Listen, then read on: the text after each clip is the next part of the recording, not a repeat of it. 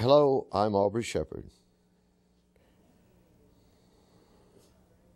We're going to look at some pictures today and talk about a few things in Fayetteville, Arkansas. Let's see what we can see. Well, looky there. There's a big old caterpillar. He's not really that big. He's tiny, but with a close-up lens, we got a few fair pictures of him.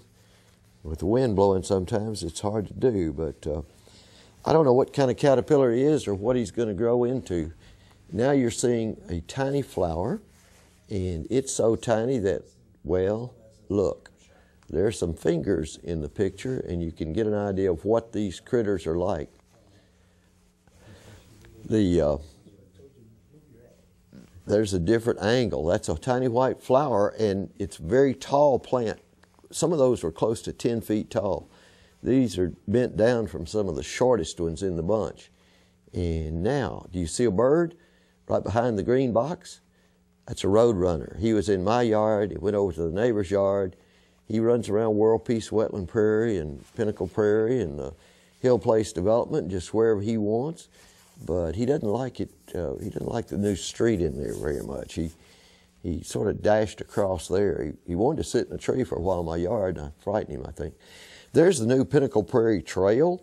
It's just west of World Peace Wetland Prairie. Somebody drove some kind of vehicle on it, and you could see he tracked through the mud. Makes you wonder what he was doing. We'll see another shot that'll reveal more about that. There's one of the yellow wildflowers on Pinnacle Prairie right now. We got a lot of them still in bloom. And there's a different view with a mix of tall grass over that flower, one of the similar flowers, a lot of things in the aster family. And there, well, now, see, we now can see what's going on, guys. That's the tracks the guy made when he came onto the trail, or backed into the trail, or drove into the trail and back onto the trail. But he was trying to go off into the wetland. Well, I think he realized pretty fast that he was lucky to get back out of there. Okay, those tiny flowers are also, I believe, a native species. I can't see it very well from here, but, oh, yeah, looky here. There's a critter on my finger, and I believe it's a stink bug. And those guys are pretty interesting the way they're structured. They have sort of winged little feet. And anyway, we'll show you more from World Peace Wetland Prairie and Pinnacle Prairie next week, maybe. Until next time, this is Aubrey Shepherd asking you to do your part to help keep the water clean, the air pure, and the woods green. See ya.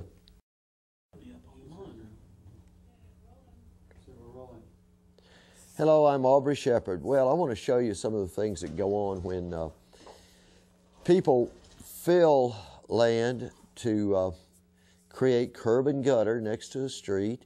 They fill in the old ditch, and you see how that driveway slopes from that house? There used to be a ditch and a more or less level driveway out to the street. There was a little rise right at the street, but the fact is that once they fill it in and pipe the water underneath it through a storm drain, they left this person a steep driveway with water pouring off the street down to the house. You see that garage door? It's you can see how the debris is there. That means water runs into that house under the garage door. And you say, well, it's probably not hurting anything. Well, the lady who lives there is more than 90 years old. She has to walk in that water to get to her car and drive in and out when there's been a big rain. And if there is a heavy rain going on, then she can't handle it. Here's somebody ditching something. This is along 15th Street, I believe, and it's the Arkansas Highway Department, Highway and Transportation Department. See that dugout area? Well, you know what that leaves? That leaves erodible land. So instead of having the grass there to slow down the water and keep the soil in place, they ditch it out a little deeper all the time. And now it runs out faster, and it erodes, and it pollutes the Beaver Lake with that soil that runs out of there. There's something I found growing in there. It's a sedge, It's a very tiny, tiny flower on that sedge grass. And you notice how those flowers grow around the stem of that grass. So look closely there, and maybe we'll see a close-up that's a little better than the ones we've seen. That's the kind of thing you destroy. It's something that doesn't grow just anywhere in your yard. It's got to be a wetland part. And it grows in these ditches, and it's magnificent.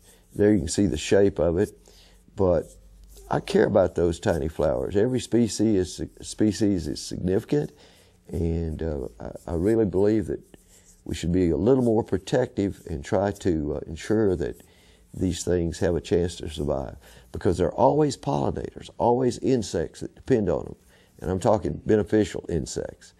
And you can see how tiny that is, so we're lucky to have any close-up of that. But anyway, there are many reasons not to build curb and gutter and run the water down into people's yards or into their houses potentially. So there are some council members working on creating an ordinance that will eliminate the requirement of curb and gutter, and in contrast, we'll try to find ways to protect the old ditches where they exist and function well, and also to also to protect the native vegetation, protect the watershed, and protect the people who are potentially flooded by these poorly designed curb and gutter projects.